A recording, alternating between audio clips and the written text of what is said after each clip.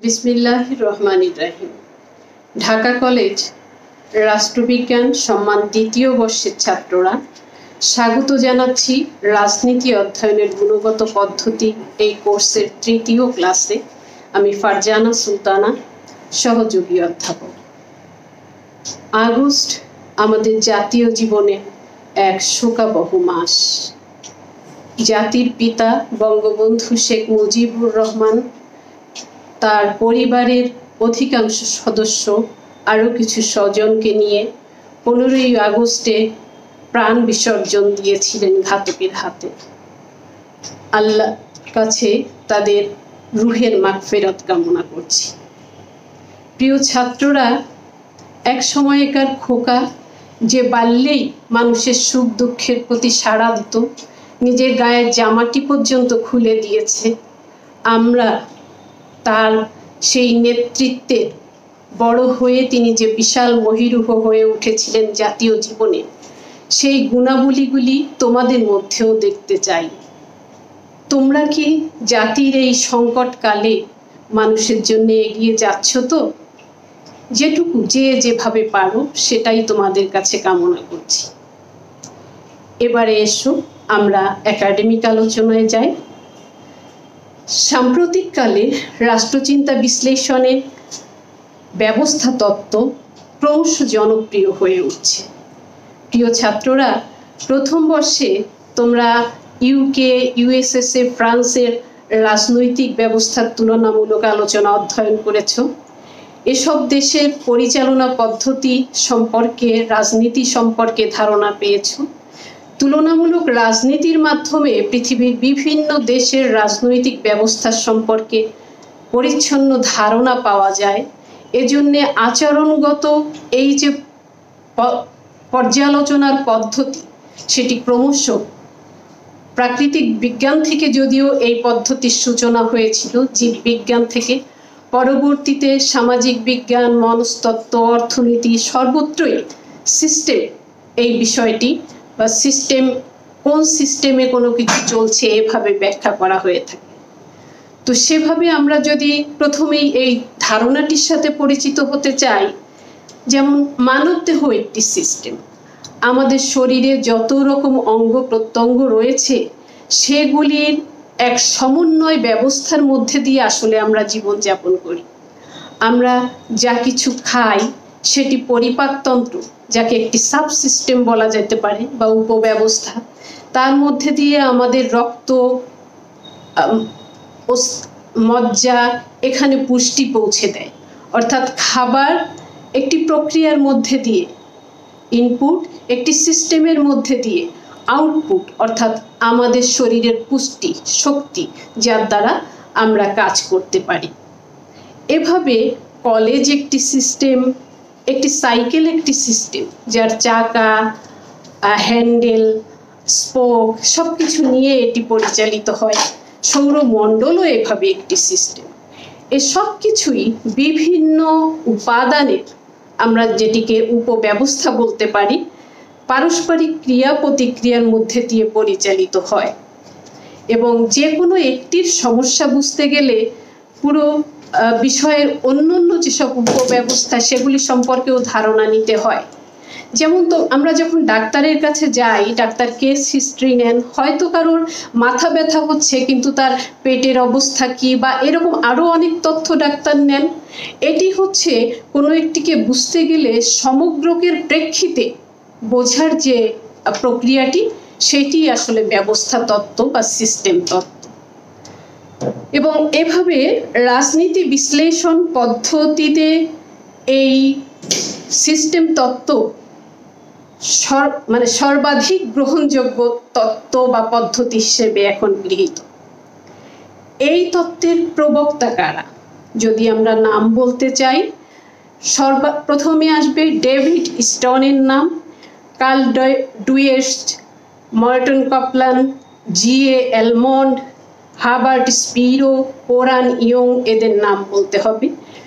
সবচেয়ে প্রথমে যিনি এই তত্ত্বটিকে সুস্পষ্টভাবে বিংশ শতাব্দীতে রাজনীতি বিশ্লেষণের ক্ষেত্রে আমাদের সামনে নিয়ে আসেন, তিনি ডেভিড স্টোন 1953 সালে তার দ্য পলিটিক্যাল সিস্টেম গ্রন্থের মধ্যে দিয়ে আমরা তৎকালীন রাজনৈতিক বা রাষ্ট্রবিজ্ঞানের একাডেমিক ডিসকাশনে যে বিশৃঙ্খল অবস্থা ছিল সেইগুলির বর্ণনা দিয়ে সামগ্রিকভাবে রাজনৈতিক কার্যকলাপকে বিশ্লেষণ করার জন্যে তিনি এই ব্যবস্থা তত্ত্বের বর্ণনা দেন এবং পরবর্তীতে 6-এর দশকে এটিকে আরও তিনি উন্নত করেন তত্ত্বটি। আরও পরে জিএ এলমন্ড উন্নয়নশীল বিশ্বের ক্ষেত্রে এই পদ্ধতির প্রয়োগের বিষয়টিকে আমাদের সামনে নিয়ে আসেন। এই যে তত্ত্ব, ব্যবস্থা তত্ত্ব, কি এর লক্ষ্য? মূলত এর লক্ষ্য হচ্ছে, আমরা একটু আগেই যেভাবে বলেছি সেভাবে যদি আমরা রাজনীতির ক্ষেত্রে বলতে চাই, রাজনীতির যে কোনো ঘটনাকে রাজনৈতিককে ঘিরে যে পরিবেশ, সেই পরিবেশের বহুমুখী উপাদানের প্রেক্ষিতে সেটিকে বিশ্লেষণ করা। তো আমরা প্রথমে ব্যবস্থাকেই একটু সংক্ষেপে বোঝার চেষ্টা করি।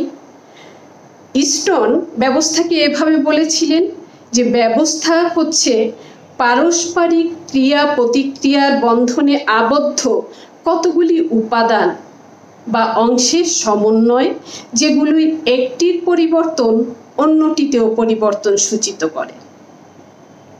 মর্টন ক্যাপলান বলেছিলেন সিস্টেম হচ্ছে পারস্পরিক বন্ধনে আবদ্ধ এক রাশি উপাদান যা তার পরিবেশ থেকে বিচ্ছিন্ন। আভ্যন্তরীণ ক্ষেত্রে এইসব উপাদানের কার্যকারিতায় এক ধরনের নিয়মিত সূত্র লক্ষ্য করা যায়। আবুল কাসেম তার তুলনামূলক রাজনীতি গ্রন্থে এই ব্যবস্থাকে বোঝাতে গিয়ে একটা মোটর গাড়ির সাথে তুলনা করেছেন, যে একটি মোটর গাড়ির যেমন চেসিস, ইঞ্জিন, চাকা এবং এরকম অসংখ্য উপাদান থাকে বা সাবসিস্টেম, সেগুলির সমন্বয়ে একটি মোটর গাড়ি স্টার্ট নেওয়া থেকে লক্ষ্যে পৌঁছানো পর্যন্ত যেতে পারে সার্থকভাবে। এই বিষয়টি আলোচনার মধ্যে দিয়ে আমরা যদি রাজনীতিকে বুঝতে চাই, তাহলে রাজনীতি হচ্ছে পুরো সমাজ ব্যবস্থার একটি সাবসিস্টেম। প্রিয় ছাত্ররা, এবারে আমরা এই যে ব্যবস্থা, এই সংজ্ঞার আলোকে রাজনৈতিক ব্যবস্থাকে একটু বোঝার চেষ্টা করব। তার আগে আরেকটু বলে নিই যে এই ব্যবস্থা তত্ত্বের লক্ষ্য কি। এই ব্যবস্থা তত্ত্বের লক্ষ্য হচ্ছে এক সাধারণ তত্ত্ব প্রণয়ন করা, যার দ্বারা নিয়ত পরিবর্তনশীল পরিবেশে একটি রাজনৈতিক ব্যবস্থা কিভাবে টিকে থাকে সেই বিষয়টি নিয়ে পর্যালোচনা করা হয়। আরেকটি লক্ষ্য হচ্ছে রাজনৈতিক ব্যবস্থার স্থায়িত্ব সংরক্ষণ আর তার সমস্যাদি আলোচনা করা, এবং এই তত্ত্ব সামাজিক বিজ্ঞানের বিভিন্ন শাখায় গবেষকদের কর্মপ্রচেষ্টার মধ্যে এক মিলন সূত্র, যেখানে মানুষের জীবনের রাজনৈতিক দিককে ব্যাখ্যা করতে গেলে তার মনস্তাত্ত্বিক দিক, অর্থনৈতিক দিক, পরিবেশের অন্যান্য দিককে আলোচনা করতে হয়। সেভাবে এই যে বিভিন্ন ক্ষেত্রে যারা কাজ করছেন তাদের জ্ঞান রাশির পারস্পরিক বিনিময়ের মধ্যে দিয়েই এর ক্ষেত্র উর্বর হয়ে ওঠে, এবং এই তত্ত্ব একটি অভিজ্ঞতাবাদী তত্ত্ব আসলে, যেখানে কোনো অনুভূতি বা বোধের মধ্যে নয়, রাজনৈতিক অভিজ্ঞতার মধ্যে দিয়ে মানুষের রাজনীতির ক্ষেত্রে মানুষের সার্বজনীন আচরণের বিশ্লেষণ হচ্ছে এর বিষয়বস্তু। এবারে আমরা প্রিয় ছাত্ররা রাজনৈতিক ব্যবস্থা এবং রাজনৈতিক ব্যবস্থার বৈশিষ্ট্য সম্পর্কে আলোচনা করছি। রাজনৈতিক ব্যবস্থাকে বোঝাতে গিয়ে ডেভিড স্টোন বলেছিলেন এভাবে, political system is that system of interaction of any society through which bindings or authoritative allocations are made. উপযোগের প্রভুত্ব ব্যঞ্জক যে বরাদ্দ, সেইটির কথা তিনি এখানে মূলত জোর দিয়েছেন। এবং বিয়ার ও উল বলেছেন এভাবে যে সিদ্ধান্ত গ্রহণের একটি ব্যবস্থাই হলো রাজনৈতিক ব্যবস্থা, বৈধ সিদ্ধান্ত গ্রহণই হচ্ছে তার দায়িত্ব। এভাবে রাজনৈতিক ব্যবস্থাকে আমরা চিহ্নিত করতে পারি যে এটা রাজনৈতিক ব্যবস্থা ক্রিয়া প্রতিক্রিয়ার এমন একটি ব্যবস্থা যা সব স্বাধীন সমাজে দৃশ্যমান এবং যেখানে সিদ্ধান্ত প্রণয়ন এবং সিদ্ধান্তকে বাস্তবায়নের জন্য প্রয়োজনে দৈহিক বল প্রয়োগ বা বল প্রয়োগের ভীতি দেখিয়ে পুরো ব্যবস্থায় সংহতি আর সংগতি রক্ষার কাজটি সম্পন্ন করা হয়ে থাকে। প্রত্যেক রাজনৈতিক ব্যবস্থার আসলে কিছু বৈশিষ্ট্য থাকে, সেই সম্পর্কে আমরা একটু বলি। রাজনৈতিক ব্যবস্থা একটি মুক্ত ব্যবস্থা। সমাজে যে বিদ্যমান বিভিন্ন ব্যবস্থা, প্রত্যেকটি ব্যবস্থার সাথে এটি ইন্টাররিলেটেড এবং পরিবেশের সাথে মিথস্ক্রিয়ার মধ্যে দিয়ে যুক্ত। সামাজিক যে সমস্ত সমস্যা রয়েছে সেইগুলিকেই মূলত এটি আলোচনা করে। এবং এর যদি বৈশিষ্ট্য বলতে গিয়ে এলমন্ট 4টি বিষয়ের গুরুত্ব আরোপ করেছিলেন। একটি হচ্ছে রাজনৈতিক ব্যবস্থার কাঠামো, যেটা সার্বজনীন, সব জায়গায় রাজনৈতিক ব্যবস্থার কাঠামো দৃশ্যমান। রাজনৈতিক কার্যাবলী সার্বজনীনতা, সব রাজনীতিতেই কিছু সুনির্দিষ্ট কাজ থাকে যাকে ঘিরে এই রাজনীতি পরিচালিত হয়। কাঠামো ও কাজের বিভিন্ন মুখিতা। আসলে রাজনৈতিক ব্যবস্থায় কোনো একটি কাঠামো যে একটি কাজ করে তা কিন্তু নয়। তোমরা বোধহয় খেয়াল করেছো যে আমাদের জাতীয় সংসদ শুধুমাত্র আইন প্রণয়নই করে না, সেই সাথে সরকার ব্যবস্থা পরিচালনায় এর সদস্যরা অংশগ্রহণ করেন। এভাবে রাজনৈতিক কাজের বিভিন্ন মুখিতার সাথে আরও যেটিকে তিনি গুরুত্ব দিয়েছিলেন সেটি হচ্ছে কৃষ্টিগতভাবে রাজনৈতিক ব্যবস্থা মিশ্র চরিত্রের। অর্থাৎ আমরা যে বলি সনাতন রাজনৈতিক ব্যবস্থা, আধুনিক রাজনৈতিক ব্যবস্থা, পাশ্চাত্য বা অপাশ্চাত্য রাজনৈতিক ব্যবস্থা, এই সবগুলির মধ্যেই আসলে পুরাতন আর নতুনের সমন্বয় থাকে। আধুনিক সমাজেও কিছু সনাতন রীতি কাঠামো থাকে, সনাতন সমাজেও কিছু রেশনালিস্টিক বা যুক্তিভিত্তিক রাজনৈতিক পরিচালনার কাঠামো থাকে এবং এই রাজনৈতিক ব্যবস্থার সাথে পরিবেশের একটি সুনির্দিষ্ট সীমানা থাকে। এই ব্যবস্থা অন্তর্ভুক্তিমূলক, অর্থাৎ অন্যান্য ব্যবস্থাগুলিকেও এই ব্যবস্থার অনন্য যে বৈশিষ্ট্য, যে কর্তৃত্বপূর্ণ বরাদ্দের জন্যে সে যে একটি শক্তি, যেটাকে আসলে তত্ত্বগত পরিভাষায় আমরা সার্বভৌমত্ব বলি, যার প্রেক্ষিতে এই ব্যবস্থার অন্তর্গত সকলে এই কর্তৃপক্ষের বা এই ব্যবস্থা যারা পরিচালনা করছে তাদের যে আদেশ নির্দেশ মেনে চলতে বাধ্য, এই যে বিষয়টি, সেটি অন্যান্য ব্যবস্থা থেকে রাজনৈতিক ব্যবস্থাকে একটি বিশিষ্টতা দান করেছে।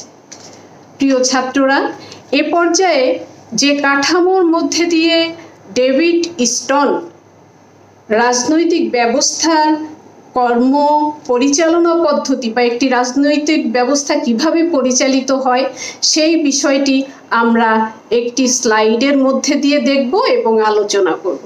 এসো আমরা স্লাইড দেখি।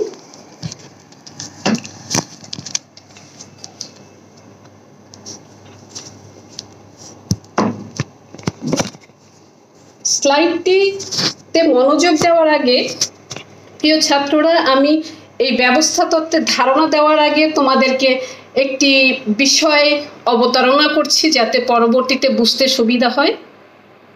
তোমাদের মনে আছে নিশ্চয়ই যে এরিস্টটল বলেছিলেন যে রাষ্ট্র ব্যবস্থা হচ্ছে পরিবারের একটি সম্প্রসারিত রূপ। তো পরিবারে আমরা কিভাবে একটি পরিবার ব্যবস্থা পরিচালিত হয় সেখানে আমরা দেখি যে যেমন আমরা যারা বা তোমরা যারা সন্তানেরা বিভিন্নমুখী দাবি দেওয়া তোমাদের পিতামাতার কাছে থাকে।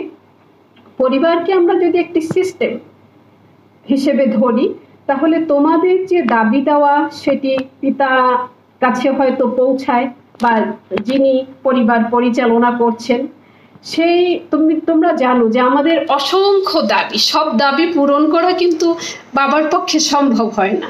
সেক্ষেত্রে হয়তো বাবার সীমাবদ্ধতা বা বাবার সম্পর্কে অনুভূতিশীল যে কাঠামো, মা বা বড় ভাই এরা আমাদেরকে এভাবে বোঝান যে এটি সম্ভব হচ্ছে না বা এটি পরে দেওয়া যাবে, এইভাবে বাবার কর্তৃত্বের প্রতি এক ধরনের সমর্থন সেখানে কাজ করে।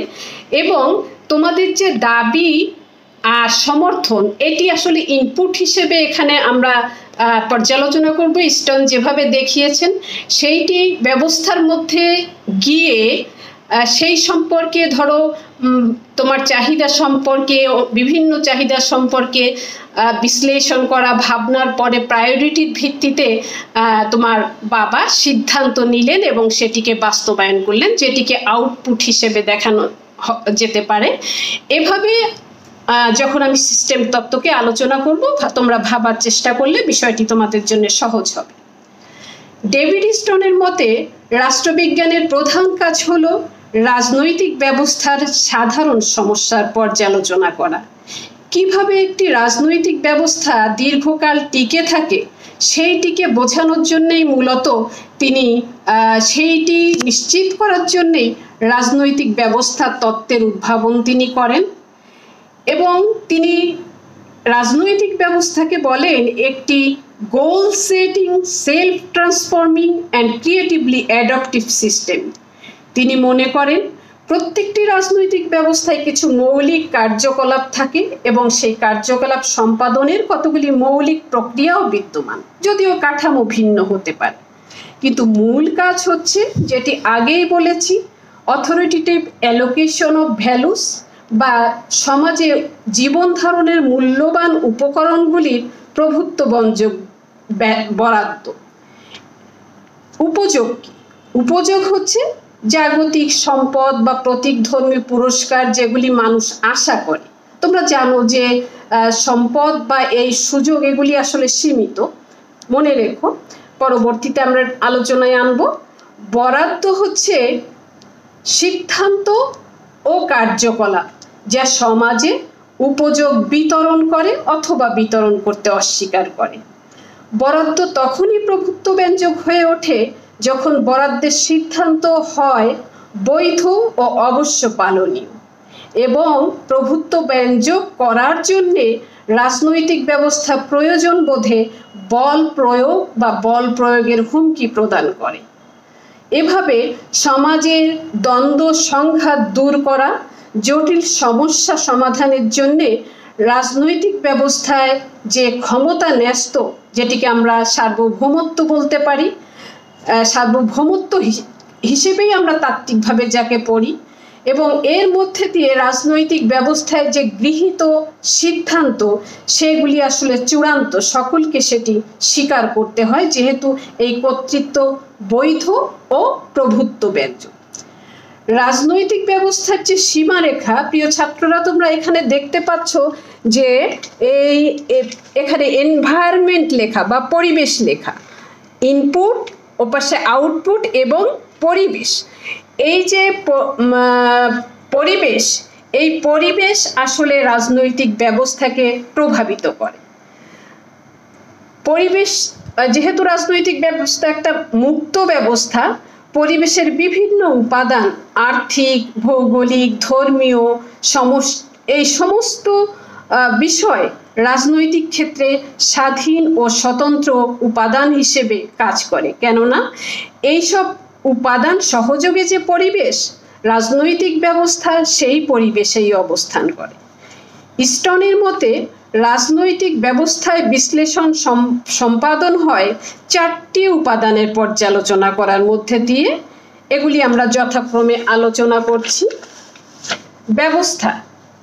ব্যবস্থা হচ্ছে স্টোনের মতে সকল রাজনৈতিক ক্রিয়া যে মানব আচরণের একটি সিস্টেম, এই হিসাবে তিনি বলেন সমাজে বসবাসকারী ব্যক্তিবর্গের পারস্পরিক ক্রিয়া প্রতিক্রিয়ার ফলে রাজনৈতিক কার্যাবলীর জন্ম হয়, আর এই রাজনৈতিক কার্যাবলী সমাজে উপযোগের বরাদ্দের সাথে সংশ্লিষ্ট। পরিবেশ, সমাজের রাজনৈতিক ব্যবস্থার বাইরেও অনেক ব্যবস্থা থাকে যেগুলিকে সমাজের উপব্যবস্থা বলে। এসবের সমন্বয়ে সৃষ্টি হয় পরিবেশ। সামাজিক ও ভৌত উভয় পরিবেশই আসলে রাজনৈতিক যে ব্যবস্থাকে প্রভাবিত করে। ইস্টন পরিবেশকে দুইটি ভাগে ভাগ করেছেন, একটি সমাজ অভ্যন্তরস্থ যার মধ্যে রাজনৈতিক ব্যবস্থা সহ অর্থনৈতিক ব্যবস্থা, সাংস্কৃতিক ব্যবস্থা, ধর্মীয় ব্যবস্থা থাকে। আরেকটি হচ্ছে সমাজ বহির্ভূত, অর্থাৎ একটি রাজনৈতিক ব্যবস্থার বাইরে বিশ্বের যে অন্যান্য জায়গার রাজনৈতিক ব্যবস্থা রয়েছে, এরকম দুই পরিবেশের দ্বারাই আসলে রাজনৈতিক ব্যবস্থা প্রভাবিত হয়। তৃতীয় যে পর্যায় প্রিয় ছাত্ররা, এই যে দাবি এবং সমর্থনের যে ইনপুট, সেইটি রাজনৈতিক ব্যবস্থা কত সার্থকভাবে এটিতে সাড়া দেয় এবং প্রভাবিত করতে পারে পুরো বিষয়গুলিকে, সেইটি হচ্ছে তৃতীয় বিষয়। ইস্টন রাজনৈতিক ব্যবস্থাকে চিহ্নিত করেন একটি স্বনিয়ন্ত্রিত ও সাড়া প্রদানকারী ব্যবস্থা হিসেবে। এর দুইটি দিক গুরুত্বপূর্ণ।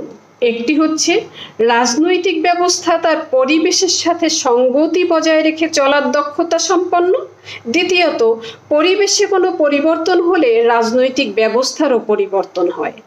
পরিবেশ থেকে কোনো সংকট উপস্থিত হলে রাজনৈতিক কাঠামো তার কার্যপদ্ধতিতে পরিবর্তন এনে সেই সংকটের মোকাবেলা করে। ফলে অনেক সময় পূর্বের যে ভারসাম্য তাতে পরিবর্তন আসতে পারে এবং পরবর্তীতে আমরা যেটিকে আলোচনা করব সেটি হচ্ছে এই প্রভাব এর যে বিষয়টি, রাজনৈতিক স্থিতিশীলতাকে রাখতে গেলে তোমাদের যেমন দাবি দেওয়া যেটি মেনে নিবে, যেটি বাস্তবায়িত হবে সেটিকে আউটপুট বলা হয়, যেটি তুমি পেয়ে গেলে। আর সব দাবি যেহেতু মানা হয় না, কিছু প্রায়োরিটির ক্ষেত্রে কিছু দাবি দেওয়াকে বাদ দেওয়া হয় বা পরে করা হবে, সেই বিষয়টি পরবর্তীতে আবার ফিডব্যাক, তথ্য অবগতির মধ্যে দিয়ে পুনরায় ইনপুট হিসেবে সেটি আসলে রাজনৈতিক ব্যবস্থায় যুক্ত হয়। এই রাজনৈতিক ব্যবস্থাকে প্রভাবিত করার জন্যে যে দাবি ও সমর্থনের কথাটি বলছি, মানুষের বিভিন্ন প্রয়োজন, চাহিদা, অভাব, অভিযোগ দাবি রূপে রাজনৈতিক ব্যবস্থার নিকট উপস্থাপিত হয়। এসব দাবির প্রকার ও পরিমাণ রাজনৈতিক দল, স্বার্থগোষ্ঠী, গণসংযোগের মাধ্যমের দ্বারা নির্ধারিত, গ্রথিত হয়ে কর্তৃপক্ষের নিকট প্রেরিত হয়। সুতরাং কোনো রাজনৈতিক ব্যবস্থা যদি দাবিগুলিকে সুন্দরভাবে সমষ্টিকরণ আর সংগঠনের কাঠামো থাকে, আর কাঠামো যদি সুষ্ঠুভাবে এই কাজ করতে পারে, তাহলে রাজনৈতিক ব্যবস্থা নিখুঁতভাবে ওই সব দাবি দেওয়ার প্রতি সাড়া দিতে সক্ষম হয় ও সুষ্ঠু কর্মসূচি গ্রহণ করতে পারে।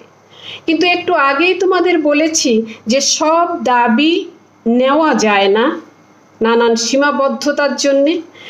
সেক্ষেত্রে কি করতে হয়? দাবিকে নিয়ন্ত্রণ করতে হয়। দাবি নিয়ন্ত্রণের অন্যতম উৎস হচ্ছে কর্তৃপক্ষের কাছে সদস্যদের বৈষম্যমূলক প্রবেশাধিকার, যা সবার থাকে না। যারা সমাজে প্রভাবশালী তারাই আসলে এটি করতে পারে, আর সকল সদস্য দাবি জ্ঞাপনে সক্ষমও নয়। অর্থ, মর্যাদা, সম্মান ইত্যাদির ভিত্তিতে সদস্যদের প্রবেশাধিকার নির্ধারিত হয়। কর্তৃপক্ষের সংস্থানও সীমিত, যার ফলে রাজনৈতিক ব্যবস্থায় যেসব সদস্যদের প্রভাব বেশি, কর্তৃপক্ষ তাদের দাবি দেওয়ার প্রতি অধিক সাড়া দেন, কারণ চূড়ান্ত পর্যায়ে কর্তৃপক্ষকে প্রভাবশালী সদস্যদের সমর্থনের উপরই নির্ভর করতে হয়। এবারে সমর্থনকে বোঝার চেষ্টা করি। সমর্থন 3 পর্যায়ের হতে পারে: কর্তৃপক্ষের প্রতি আনুগত্য, দ্বিতীয়ত সাংবিধানিক দায়িত্ব, আর তৃতীয়ত রাজনৈতিক সম্প্রদায় ও জাতীয়তাবাদের বিস্তার। রাজনৈতিক ব্যবস্থার পারসিস্টেন্ট নির্ভর করে এই 3 প্রকার সমর্থনের নিম্নতম মানের উপরে। সর্বনিম্ন মানের সমর্থনের অভাব ঘটলে রাজনৈতিক ব্যবস্থা বিপর্যয়ের সম্মুখীন হয়। রাজনৈতিক ব্যবস্থা অবশ্য আনুগত্য, আকর্ষণ, স্নেহের বন্ধন এগুলো দৃঢ় করার জন্যে সদস্যদের মধ্যে পরিব্যাপ্ত সমর্থনও সৃষ্টি করতে পারে, যা রাজনৈতিক দীক্ষার মাধ্যমে জন্ম নেয়। আর এই ধরনের সমর্থন দেশপ্রেম, নেতার প্রতি আনুগত্য, সংবিধানের প্রতি আনুগত্যের রূপ পরিগ্রহ করে। স্টোন লিখেছেন, সমর্থনের ভান্ডার গঠন করতে না পারলে কোনো রাজনৈতিক ব্যবস্থাই বহুদিন টিকে থাকতে পারে না। চূড়ান্ত পর্যায়ে অবশ্য রাজনৈতিক ব্যবস্থাকে টিকে থাকার জন্য নির্ভর করতে হয় সুনির্দিষ্ট সমর্থনের উপর, আর এটা তখনই আসে যখন সদস্যবর্গের দাবি মিটে যায়। দাবি মেটানোর জন্য আউটপুটের মাধ্যমে কর্তৃপক্ষ ব্যবস্থা গ্রহণ করে। আউটপুটের তিনটি বিষয় রয়েছে, তোমাদেরকে একটু বলে নেই। আউটপুট বিধি প্রণয়ন করে, বিধি বাস্তবায়ন করে ও বিচার কার্য সম্পাদন। অর্থাৎ রাজনৈতিক ব্যবস্থার তিনটি যে কাঠামো, আইন বিভাগ, শাসন বিভাগ, বিচার বিভাগ, এগুলি পর্যায়ক্রমে এই কাজগুলি করে থাকে। পরবর্তীতে স্টোন যে বিষয়টির কথা বলেছেন সেটি হচ্ছে ফিডব্যাক, অর্থাৎ তথ্য লাভ ও অভিজ্ঞতার বিনিময় এর মধ্যে দিয়ে সেটিকে বলা হয় ফিডব্যাক। আউটপুট সম্পর্কে পরিবেশ থেকে সংগৃহীত তথ্য এবং সে তথ্যের ভিত্তিতে প্রয়োজন বোধে নতুন সিদ্ধান্ত ও নতুন ধরনের কার্যকলাপ গ্রহণ করে কর্তৃপক্ষ। তথ্য গ্রহণ ও অভিজ্ঞতার আলোকে রাজনৈতিক ব্যবস্থা পরিবেশ থেকে সকল সিদ্ধান্ত ও কার্যকলাপের ফলাফল জানার সুযোগ লাভ করে। স্টোন তিনটি ভাগে বিষয়টিকে বুঝিয়েছেন, যে রাজনৈতিক ব্যবস্থা তার পরিবেশ থেকে সঠিক তথ্য সংগ্রহ করে, প্রত্যাশিত ব্যবস্থা কার্যকর করে, অথবা রাজনৈতিক ব্যবস্থার প্রতি সমর্থনহীনতা সৃষ্টি হলে তা রোধ করে। বিভিন্ন কারণে দাবির পরিমাণ বৃদ্ধি পেয়ে সংকট সৃষ্টি হলে এই ফিডব্যাকের মধ্যে দিয়ে কর্তৃপক্ষ তা দূর করার সুযোগ লাভ করে। দ্বিতীয়ত তিনি বলেন, এটি অর্থাৎ ফিডব্যাক আউটপুটের পরিব্যাপ্তি, পরিণতি, সাফল্য, ব্যর্থতা সম্পর্কে কর্তৃপক্ষ অবগত হয় এবং প্রয়োজনে নতুন দাবি গ্রহণ করে, পরিবেশকে নতুন আউটপুট দ্বারা প্রভাবিত করে। তৃতীয়ত, এই ফিডব্যাক তথ্যের মধ্যে দিয়ে কর্তৃপক্ষ রাজনৈতিক ব্যবস্থার সমর্থনের ধারা ও মাত্রা সম্পর্কে সচেতন হয়, প্রয়োজনে নতুন কাঠামো সৃষ্টি করে সমর্থনের পরিমাণ বৃদ্ধি করে। তাহলে ফিডব্যাকের মাধ্যমে কর্তৃপক্ষ রাজনৈতিক ব্যবস্থার উপর দাবি দেওয়া, চাপ, সমর্থনের অবস্থা সম্পর্কে অবহিত হয় ও নতুন সিদ্ধান্ত গ্রহণ করে বা কোনো সিদ্ধান্ত পরিবর্তন করতে প্রয়াসী হয়। তবে এটাও উল্লেখযোগ্য যে রাজনৈতিক ব্যবস্থার স্থিতিশীলতা মূলত নির্ভর করে আউটপুট সঠিক সিদ্ধান্তের। প্রিয় ছাত্ররা, তাহলে আমরা এখানে যে ডিমান্ড, সাপোর্ট, এই দুটি ইনপুট, এনভায়রনমেন্টের মধ্যে যে পলিটিক্যাল সিস্টেম, সেটিকে প্রভাবিত করে পরবর্তীতে ডিসিশন অ্যান্ড অ্যাকশন এর মধ্যে যেটি মিলে আউটপুট, সেটিকে স্টোন আমাদের এই চিত্রে দেখাচ্ছেন। এবং সব আউটপুট সব কিছুই যেহেতু দাবি বাস্তবে পরিণত হয় না, সেহেতু পুনরায় দেখো তোমরা, পুনরায় বাকি যেগুলি সেগুলি এসে ইনপুটে যুক্ত হয়ে যাচ্ছে। এই হচ্ছে সংক্ষেপে ডেভিড স্টোন একটি রাজনৈতিক ব্যবস্থা কিভাবে পরিচালিত হয় সে সম্পর্কে বলছেন। এবার প্রিয় ছাত্ররা, স্টোনের মতে তাহলে রাজনৈতিক ব্যবস্থার অস্তিত্ব আত্মরক্ষার মতো, স্থিতিশীলতার সাথে জড়িত, এবং যদি এটিকে টিকে থাকতে হয় তাহলে চাপ মোকাবেলার জন্য তাকে শক্তি অর্জন করতে হয়। কিভাবে এই শক্তি দুই রকম হতে পারে।